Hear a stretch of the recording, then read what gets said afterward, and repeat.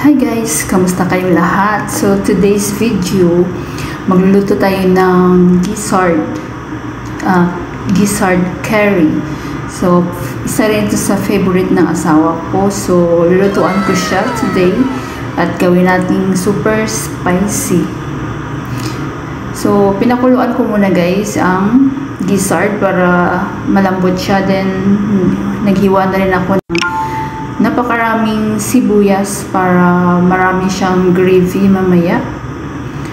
Then ito, lagay na natin yung bawang, nilagay ko na. So dapat golden brown siya para mas masarap.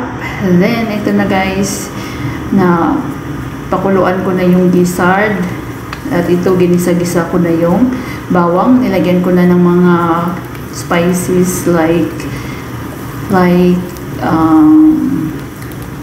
chili powder, turmeric, at kung ano-ano pa, yung mga curry na sangkap para sa curry. At ito yung pinaka the best.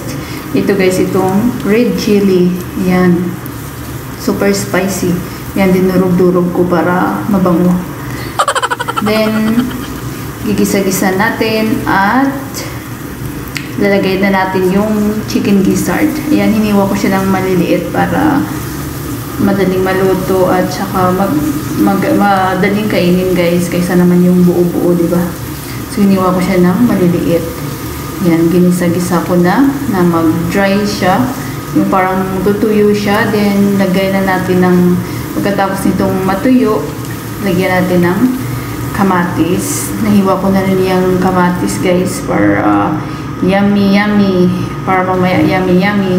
Yan, nilagay ko na yung kamatis. Ilagay na natin ang kamatis. Then igisa natin sa kamatis. Takpan muna natin para maluto, ma-absorb yung kamatis.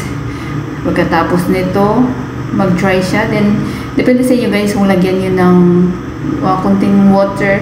Kasi yung asawa ko gusto niya yung gravy. So lalagyan ko ng kunting hot water para may sabaw, para ihalo mamaya sa mainit na kanin.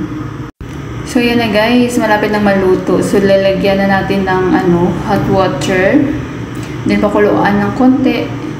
At bumili rin pala ako ng capsicum para pampabango. Ito yung pinaka vegetable kasi mahilig yung asawa ko sa mga green vegetables. So yan, ihalo ko.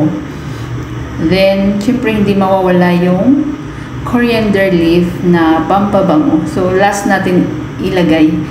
Yan, super sarap guys. Let's eat!